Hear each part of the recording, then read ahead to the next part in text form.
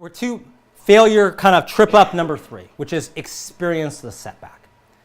How can we recover when things don't go our way, right? So inevitably, something's going to get in the way, right? If there's something. And so the question is, how do you, it's like, shoot, I didn't work out at the gym today.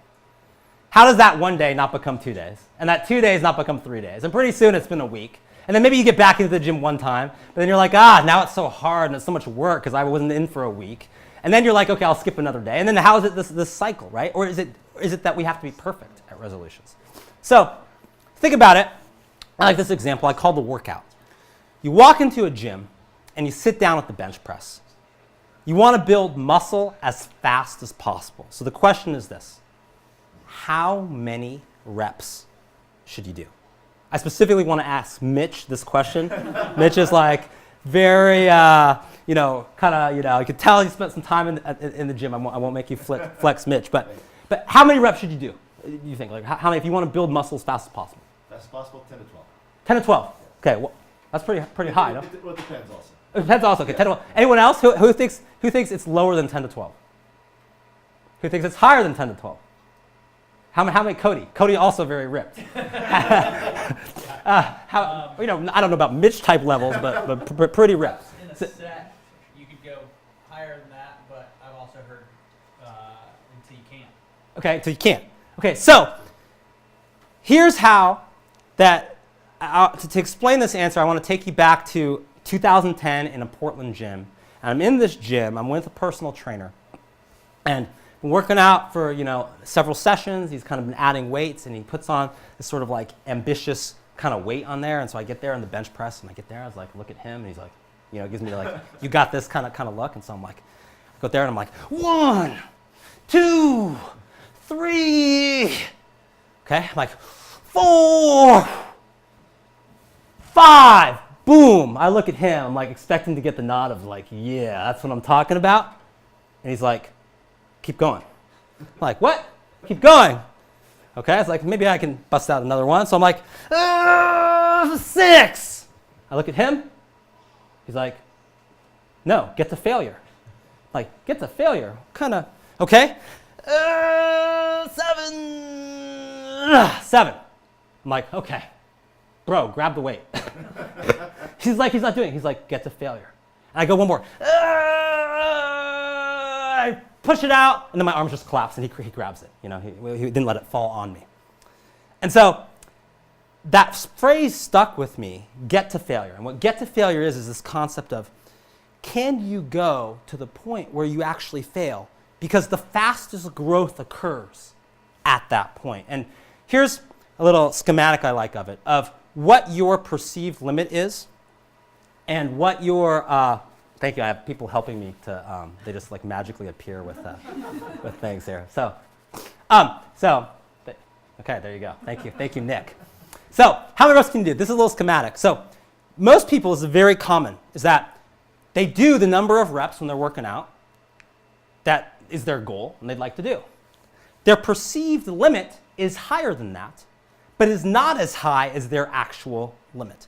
And so actually, this idea of getting to failure, according to a 2007 study, getting to failure strengthens your mind. You'll do more reps than you thought possible. And actually, there's been a lot of studies that if you want maximum muscle growth in the fastest possible way, the way to do that is to get to failure regularly, right? So now, what does get to failure mean? Get to failure doesn't mean like I go to the weight room, my trainer comes out, and he drops 400 pounds on me, because I'm going to fail and get to failure immediately if I have to bench press 400 pounds, right? Mitch, not so much. He'll be fine. Me, yes.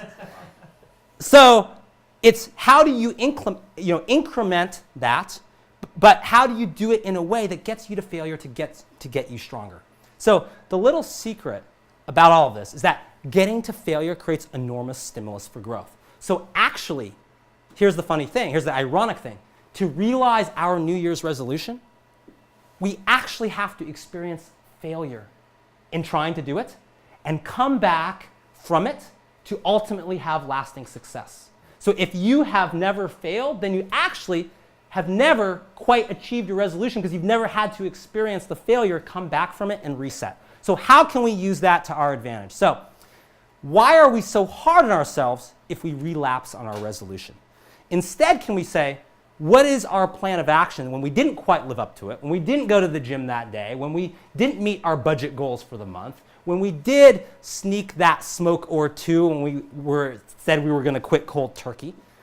And actually, lots of studies have shown that the number one predictor of whether people can change behavior is actually what they do when they do relapse. So if your goal is to not have that extra smoke or not smoke at all, and then suddenly you do you end up having 1 or 2 cigarettes, or do you end up having 5 packs, right? How you deal with that makes a huge amount of difference, because almost no one actually gets there without some kind of setback.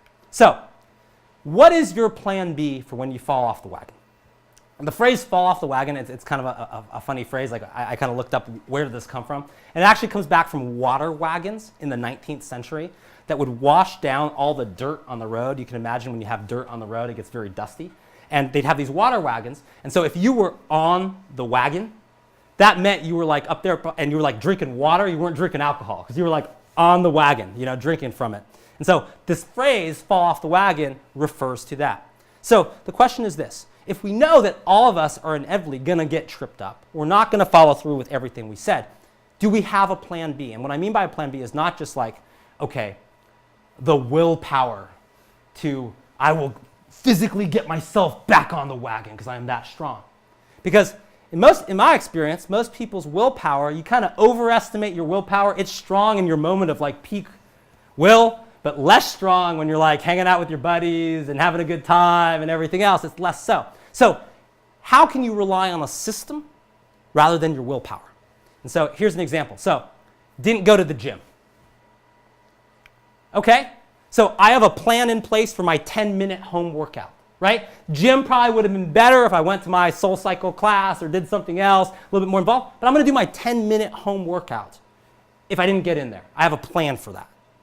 Okay, I had pizza for lunch, doing the low carb thing, trying to get toned up. Okay, pizza for lunch, but I got a plan. That's okay. There was a pizza party at work. I looked good. I had the pizza. Okay, salad for dinner. Salad for dinner, right? And kind of get back on track. Or had a smoke, able to stop after 2. So it's not just always replacing it with something else, but it's like, if the progress you make towards a goal is like a bus and you didn't quite get off at the right stop, you can get off at the next stop and having that. So do you have a plan for when you fall off the wagon? Is it specific? And can you have a specific plan B action for every setback that could happen? That's a huge thing you do to extend from January to February to March to June, just by having a plan for a setback that prevents you from failing. When you don't have a plan, your end result is failure. When you actually have a plan, that failure can lead to growth. Brings us to number 4.